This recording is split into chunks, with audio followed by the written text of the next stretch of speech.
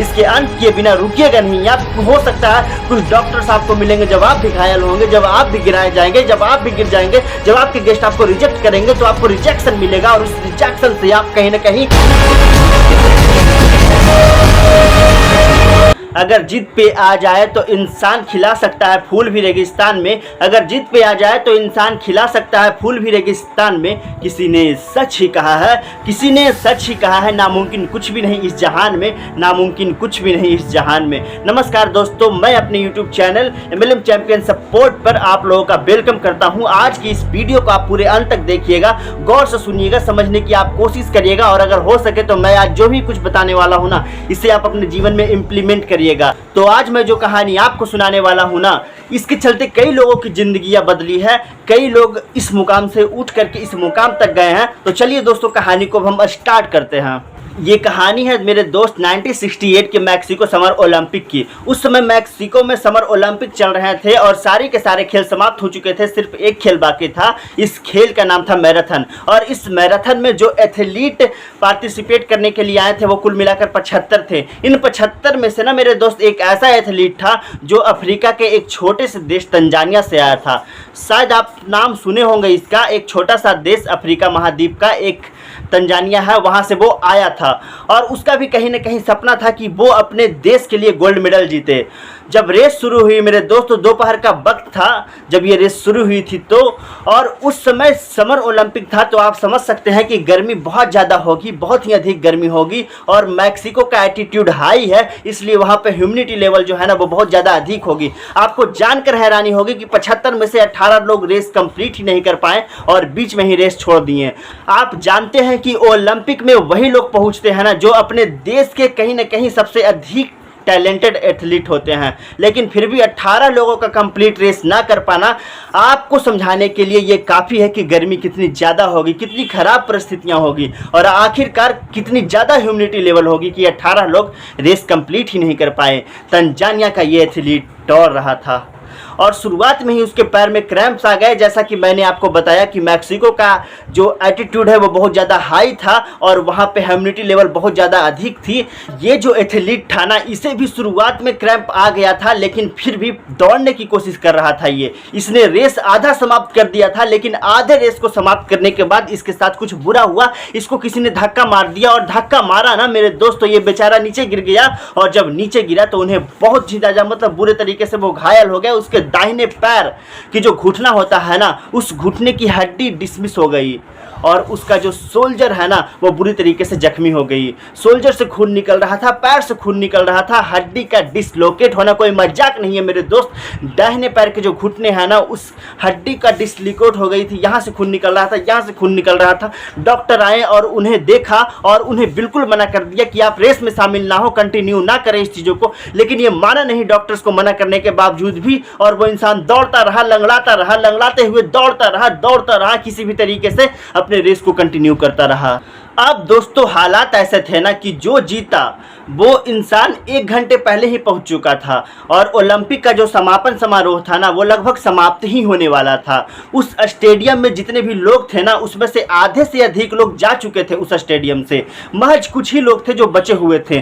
तभी अचानक से सायरन बजी और किसी ने बताया कि एक एथलीट दौड़ता हुआ आ रहा है, लंगड़ाता हुआ आ रहा है। सारी मीडिया, सारे पत्रकार, सारे फोटोग्राफर्स वहां पर पहुंचे इस मोमेंट को कैप्चर करने के लिए और उन्होंने देखा कि एक एथलीट जिसका पैर से खून निकल रहा है, कंधे से खून निकल रहा है, वो लंगड़ाता हुआ आ रहा है, आगे बढ़ते हुए आ रहा है।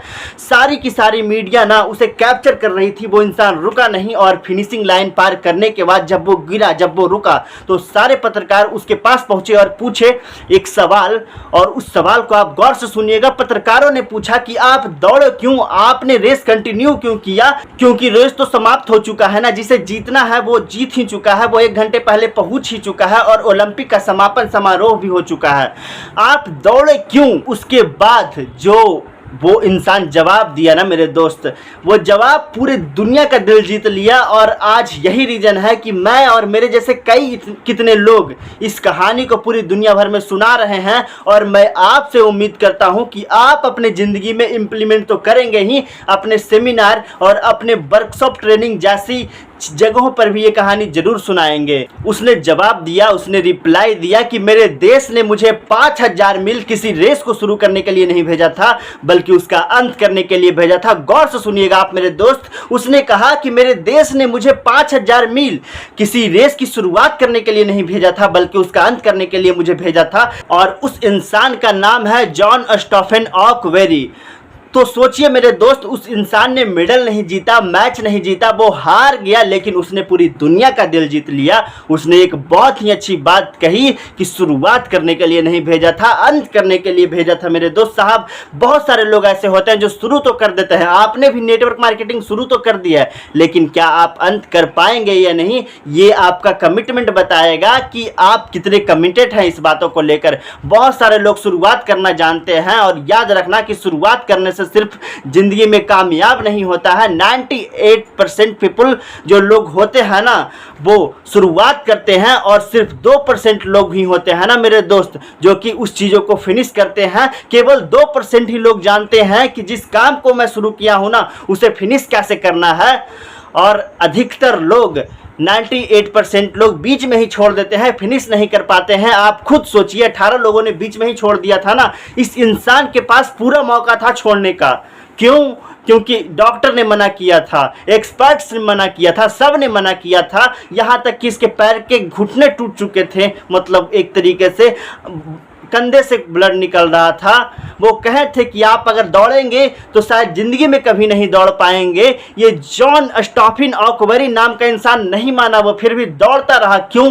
क्योंकि उसे पता था। तो मैं तो बस आपको ये एक छोटी सी कहानी सुनाना चाहता था मेरे दोस्त, लेकिन कहीं ना कहीं इस कहानी में एक बहुत बड़ा मैसेज है कि जैसे जॉन स्टीफन ऑकवेरी ने कहा कि मेरे देश ने मुझे 5000 मील किसी रेस की शुरुआत करने के लिए नहीं, बल्कि उसका अंत करने के लिए भेजा था। इसलिए मैं आपसे कहता हूँ कि आपने नेटवर्क मार्केटिंग शुरुआत करने के लिए सिर्फ नहीं, बल्कि अमीर बनने के लिए ज्वाइन किए हैं। कहीं ना कहीं आप ये काम शुरू किए हैं, कहीं ना कहीं अपने सपने को पूरा करने के लिए ये काम शुरू किए हैं। इसके अंत किए बिना रुकिएगा नहीं। आप हो सकता है कुछ डॉक्टर्स आपको मिलेंगे जब आप भी घायल होंगे, जब आप भी गिराए जाएंगे, जब आप भी गिर जाएंगे, जब आपके गेस्ट आपको रिजेक्ट करेंगे तो आपको रिजेक्शन मिलेगा, और इस रिजेक्शन से आप कहीं ना कहीं आप जख्मी हो जाएंगे मेरे दोस्त। अब कुछ डॉक्टर्स आपको मिलेंगे, बहुत सारे लोग आएंगे जो आपको मना करेंगे कि आप छोड़ दो यार, अब ये काम मत करो। और हो सकता है आपके अंदर भी ऐसा कई एडवाइजर बैठा हो सकता हो आपके अंदर भी ऐसा डॉक्टर बैठा हो जो आपको मना करे, लेकिन आप उस डॉक्टर की ना सुनिएगा, अपने दिल की सुनिएगा, उस एडवाइजर की ना सुनिएगा, उस समाज की ना सुनिएगा, अपने दिमाग की सुनिएगा। और इस लक्ष्य को याद रखिएगा, और इस कहानी को याद रखिएगा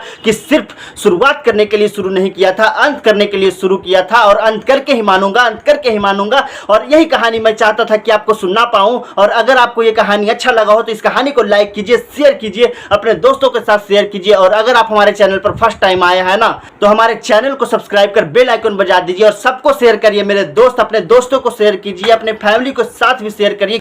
तो इस वीडियो में बस इतना ही मेरे दोस्त, बाकी हम आपसे मिलते हैं अगली वीडियो में। तब तक के लिए टाटा बाय बाय।